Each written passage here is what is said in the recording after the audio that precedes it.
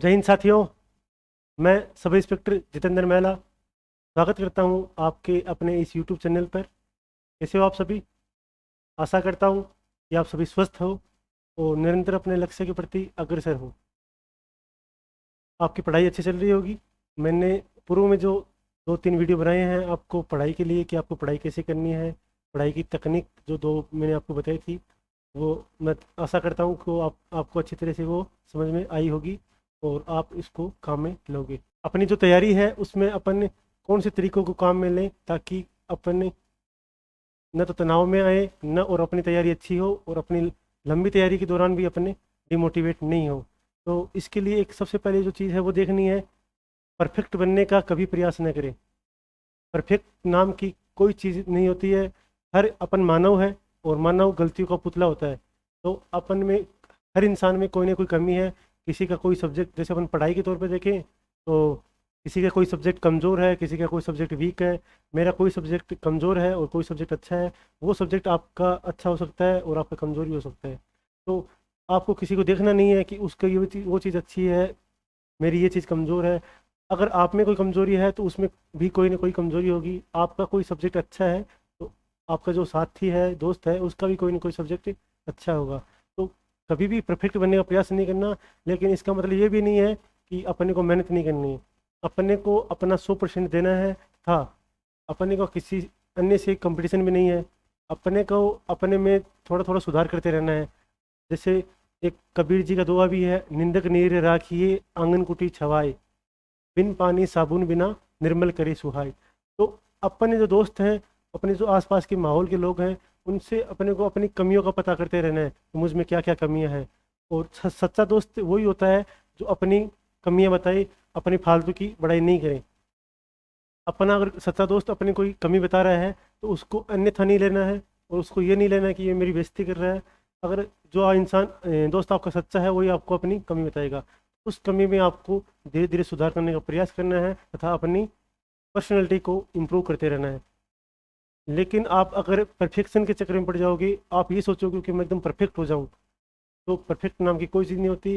अगर आप परफेक्शन के चक्कर में पड़ोगे तो आप तनाव में आ जाओगे और आपकी जो लक्ष्य के प्रति जो आपकी है तैयारी है, उस वो आपकी प्रभावित होगी। तो एक इंग्लिश का इसमें कोट भी है, there is no perfect way but there are many good ways. वहाँ यहाँ पर कोई परफेक्ट रास्ता नहीं है, मतलब परफेक्शन का कोई रास्ता नहीं है, लेकिन अच्छा बनने के बहुत सारे रास्ते हैं। परफेक्ट बनने का कोई रास्ता नहीं है, लेकिन आपको अच्छा बनना है, अपने आप में इम्प्रूवमेंट करना है तो उसके बहुत सारे रास्ते हैं।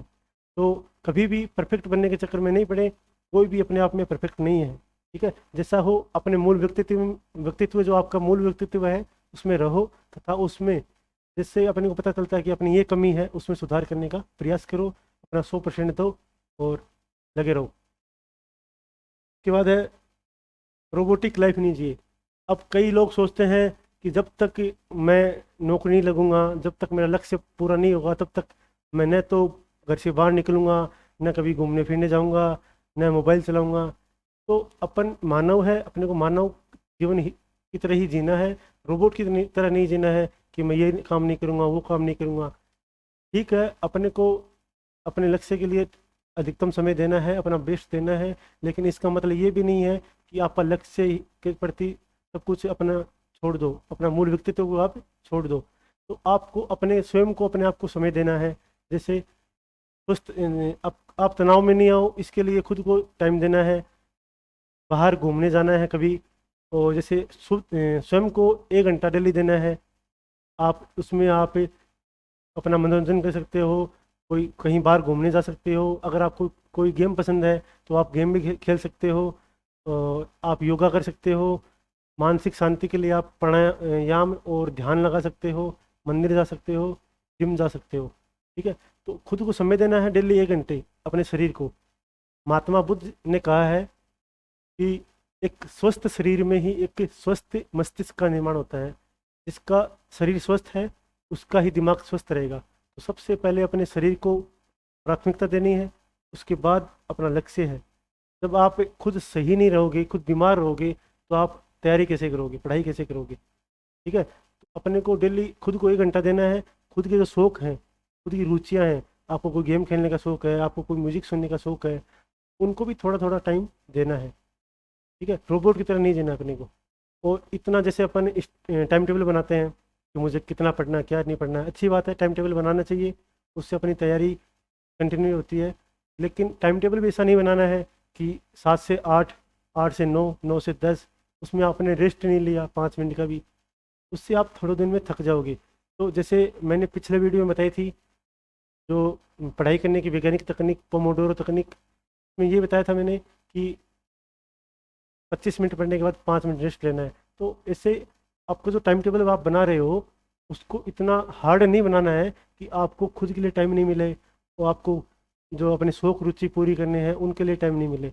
अगर आप ऐसा बनाओगे तो आप जल्दी ही अपनी तैयारी से उब जाओगे। स्वयं को समय देना है, स्वयं के जो शौक है रुचियाँ हैं उनको अपने को डेली समय देना है, और स्वयं के साथ अपने को टाइम बिताना है अकेले में। और अपने जो आत्म जो अपने का खुद का जो अपने का विश्लेषण करना है कि मुझे क्या करना चाहिए, मैं अपना टाइम कहाँ यूज कर रहा हूँ, अपने आगे अपने को क्या करना चाहिए। ठीक है, ऐसे अपने खुद के साथ अपने को समय भी बिताना चाहिए अकेले में। सहयोग की भावना रखें। कई विद्यार्थियों की ऐसी संकीर्ण सोच होती है कि मेरे जो नोट्स हैं, मेरी जो बुक है और मैंने जो रणनीति बनाई है ये मैं किसी को नहीं बताऊंगा, नहीं तो मेरा सिलेक्शन नहीं होगा, वो सिलेक्शन लेके चला जाएगा। ठीक है, ऐसी संकीर्ण सोच रखोगे तो आप खुद भी सफल नहीं हो पाओगे। आपको आपके जो दोस्त हैं, साथी हैं, उनके साथ सहयोग की भावना बनानी है। आपके जो नोट्स हैं, स्टडी मटेरियल है, किताबें हैं, आपकी जो पढ़ाई परीक्षा की जो रणनीति आपने बनाई है, उसको एक दूसरे से शेयर करना है। क्या पता आपको वो कोई आपसे अच्छी चीज़ बता दे। आपने जो रणनीति बनाई है परीक्षा की, उसमें कहीं ना कहीं कोई छोटी कमी रह गई, आपका दोस्त आपको बता दे। लेकिन आप अगर उसको बताओगे नहीं तो आपको बताएगा कहाँ से। आपका विषय कोई कमज़ोर है, आपका कोई सब्जेक्ट अच्छा तरीके से तैयार नहीं है, आप अपने दोस्तों से उन वो साथ बैठ के दोस्तों के साथ बैठ के उसको आप अच्छा कर सकते हो। आपके दोस्त का कोई सब्जेक्ट कमज़ोर है, उसको आप वो बता दीजिए कि भाई इस टॉपिक को, इस सब्जेक्ट को इसे तैयार कर ले। तो हमेशा सहयोग की भावना रखनी है।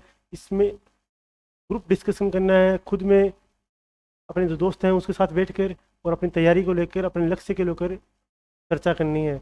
और जो उनकी जो कमजोरियां हैं उनको अपन दूर कर सकते हैं, अपनी जो कमजोरियां हैं वो दूर कर सकते हैं। इसमें अपने को अपने में ऐसा करने से अपने में लीडरशिप का गुण भी आएगा और अपने जो कम्युनिकेशन स्किल्स है वो बढ़ेगा।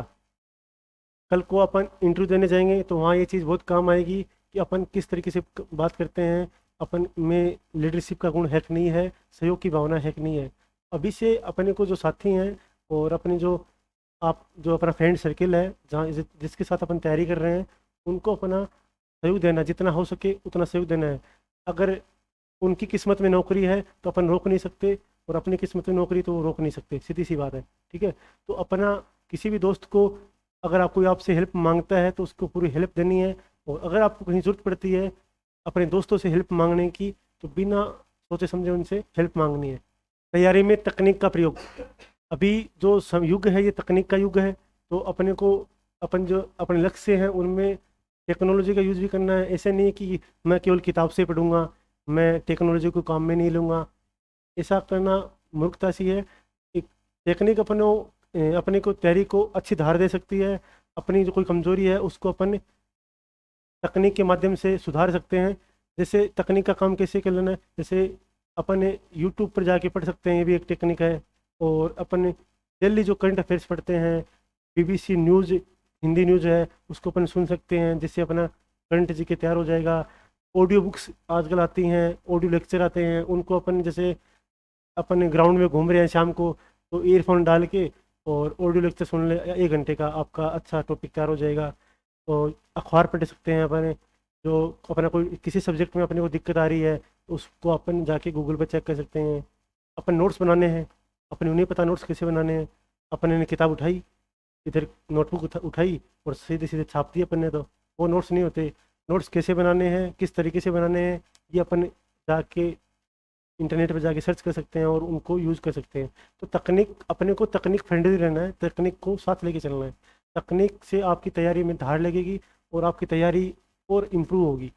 तो तकनीक को हमेशा अपने साथ लेके चलना है, लेकिन तकनीक का लिमिट यूज़ करना है। ऐसा नहीं कि मैं जैसे यूट्यूब पर पढ़ रहा हूँ तो मैं पूरे दिन केवल यूट्यूब पर ही पढ़ूंगा।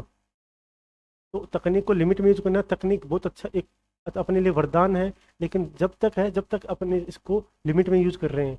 लेकिन अपन इसका अपन अनैतिक अविवेकपूर्ण यूज कर रहे हैं, ज़्यादा यूज कर रहे हैं, तो अपने लिए एक ये अभिशाप भी साबित हो सकती है। अपने को तकनीक का लिमिटेड यूज करके और अपनी तैयारी में काम में लेना है। विषय को आपस में जोड़कर पढ़ें। जैसे अपन कोई टॉपिक सब्जेक्ट पढ़ रहे हैं और किसी, तो ऐसा नहीं है कि मैं हिस्ट्री पढ़ रहा हूँ तो मैं केवल हिस्ट्री से ही ध्यान रखूंगा, मैं ज्योग्राफी पढ़ रहा हूँ तो केवल ज्योग्राफी को ही ध्यान में रखूंगा। जैसे अपन ज्योग्राफी का कोई टॉपिक पढ़ रहे हैं, जैसे अपन थार का रेगिस्तान पढ़ रहे हैं, तो अपने को देखना है कि ये जो ज्योग्राफी का टॉपिक है, इससे अन्य जो टॉपिक है वो कैसे इंटरकनेक्ट होते हैं। अगर अपन ये चीज़ सीख गए तैयारी में, आपस में सब्जेक्ट जो विषय है उनको जोड़कर पढ़ना सीख गए, तो अपने लंबे समय तक अपने को याद रहेगा और अपनी तैयारी अच्छी होगी। जैसे जैसे थार का रेगिस्तान अपन ज्योग्राफी में पढ़ रहे हैं, तो वहाँ की कल्चर, वहाँ का खान पान, वेशभूषा, वो सारी चीज़ें ज्योग्राफी के हिसाब से प्रभावित होंगी। वहाँ की जो पॉलिटी है, वहाँ की जो ज्योग्राफी है, वो सारी उस हिसाब से प्रभावित होगी। तो अपने को ये चीज़ पढ़नी है कि अपन ज्योग्राफी पे अगर थार का रेगिस्तान पढ़ रहे हैं तो वहाँ की कल्चर उसी तरीके से होगी जैसा वहाँ ज्योग्राफी का भौगोलिक जहाँ परिस्थिति वैसी है, उसी प्रकार से वहाँ की कल्चर होगी, उसी प्रकार से वहाँ का खान पान, वेशभूषा, वहाँ का लोकगीत, नृत्य उसी प्रकार से होंगे। तो इन चीज़ों को अपने को साथ लेके पढ़ना है। अपन कोई टॉपिक पढ़ रहे हैं, जैसे अपन हिंदी पढ़ रहे हैं, हिंदी में अपन कोई जैसे प्रत्यय पढ़ रहे हैं, उपसर्ग पढ़ रहे हैं, तो ये चीज़ इंग्लिश में भी चलती है। इन चीज़ों को साथ में इंटरकनेक्ट करके अपने को पढ़ना है। स्वयं की ऊर्जा को सही दिशा में लगाएं। देखो, एक क्या होता है कि अपन कोई का किसी एग्ज़ाम की तैयारी शुरू करते हैं, महीने 2 महीने पढ़े, फिर उसको तैयारी छोड़ दिया, फिर सोचते हैं कि मैं तो इसकी तैयारी करूँगा, अपन उसकी तैयारी में लग जाते हैं, उसको छोड़ देते हैं। ऐसा नहीं करना है। अपनी ऊर्जा है, जो अपनी एनर्जी है, इसको एक सही दिशा में और एक जगह लगानी है, ताकि अपने को निश्चित सफलता मिल सके। एक कहानी है, एक गांव में पानी की समस्या आ गई थी, तो वहाँ कुआं खोदने के लिए सभी गांव वाले प्रयास कर रहे थे। गांव का जो भूजल का स्तर था वो 100 फीट पे था, और वो सारे गांव वाले 70-70 फीट 80 फीट खोद के छोड़ रहे थे। उनको पानी नहीं मिल रहा था। क्यों नहीं मिल रहा था? क्योंकि वो 70-80 फीट खोद देते, पानी था 100 फीट पे, मिलेगा कैसे? तो वो 70-80 फीट खोदते और दूसरा जाके गड्ढा खोदते, तो उनको कहीं भी पानी नहीं मिला। फिर उस गांव में एक बुजुर्ग था, उसने कहा, आप इस खड्डे को जब तक खोदो तब तक पानी नहीं मिले। तो वो जैसे ही उन्होंने एक खड्डे को जब तक खोदा कि तब तक पानी नहीं मिला, जैसे ही 100 फीट खड्डा खोदा, पानी मिल गया। इससे अपने को सीखने को क्या मिला कि अपन एक जगह अपन ऊर्जा को लगा रहे हैं, अपन एक चीज़ की तैयारी कर रहे हैं, उस तैयारी को जब तक करना है तब तक अपने को उसमें रिजल्ट प्राप्त नहीं हो जाना है। ऐसा नहीं कि 2 महीने मैंने इसकी तैयारी की, 2 महीने इसकी तैयारी की। एक तो अपने लक्ष्य को एक चुनना है कि अपने को बनना क्या है। अपने को पता होना चाहिए मुझे तैयारी किसकी करनी है, कभी किसकी तैयारी करनी है। मैंने कह दिया ऐसे, आप ऐसे की तैयारी करो, आप ऐसे की तैयारी करोगी। किसी ने कह दिया आप आरएस की तैयारी करो, किसी ने कह दिया आप रीट की तैयारी करो। एक अपने लक्ष्य की स्पष्टता रखो कि अपने को बनना क्या है, करना क्या है। उसके बाद अपनी ऊर्जा को, सारी ऊर्जा को उस लक्ष्य पर लगा दो। एक स्वामी विवेकानंद जी का कथन भी है कि तुम एक विचार लो, उस विचार को अपना जीवन बना लो और अपनी आत्मा को उस विचार में झोंक दो, जब तक तुम्हें लक्ष्य की प्राप्ति नहीं हो। इस चीज़ को अपने को ध्यान में रखना है। ये है अपना प्राचीन जो ग्रंथ है ऋग्वेद, उससे एक कोट लिया हुआ है। इसमें लिखा हुआ है, आ नो भद्रा कृतवो यंतु विश्वस्त है। इसका हिंदी अर्थ होता है कि चारों तरफ से जो कल्याणकारी विचार हैं उनको हम ग्रहण करें। मेरे पास जो विचार आए, चारों दिशाओं से मेरे पास विचार आए और मैं उनको ग्रहण करूं। जहाँ कहीं से भी आपको आपके लिए सही विचार मिल रहा है, उसको आप ग्रहण कीजिए। आपके चारों तरफ से जो भी अच्छी चीज़ें आपको सीखने को मिलती है, उन चीज़ों को आप सीखिए और हमेशा सीखने की प्रवृत्ति देखिए। ऐसा नहीं कि मैं जितनी देर किताब पढ़ूंगा, जितनी देर मैं स्टडी टेबल पर पढ़ूंगा, इतनी देर मैं पढ़ाई की बातें करूंगा। आप कहीं भी घूम रहे हैं, कुछ भी कर रहे हैं, तो आपके दिमाग में विचार चलने चाहिए। अपने माइंड को ओपन कीजिए और अपने विचारों को खुला रखिए। विचारों को, नए विचार जो आपके हैं उनको अपनाने की आप में क्षमता होनी चाहिए कि कोई चीज़ आपको नहीं पता है और आपको जैसे ही उसको जानने का मौका मिल रहा है, उसको सीखने का प्रयास कीजिए। हमेशा लर्निंग मोड में रहिए। सीखने की प्रवृत्ति हमेशा आप में होनी चाहिए कि मुझे कोई भी चीज़, नई चीज़ सीखने को मिल रही है, मुझे नई कोई चीज़ पता चल रही है तो मुझे उसको सीखना है। इस विचार में हमेशा रहे। ये अपने ऋग्वेद में लिखा हुआ है, आनो भद्रा कृत्वो यंतु विश्वस्त है।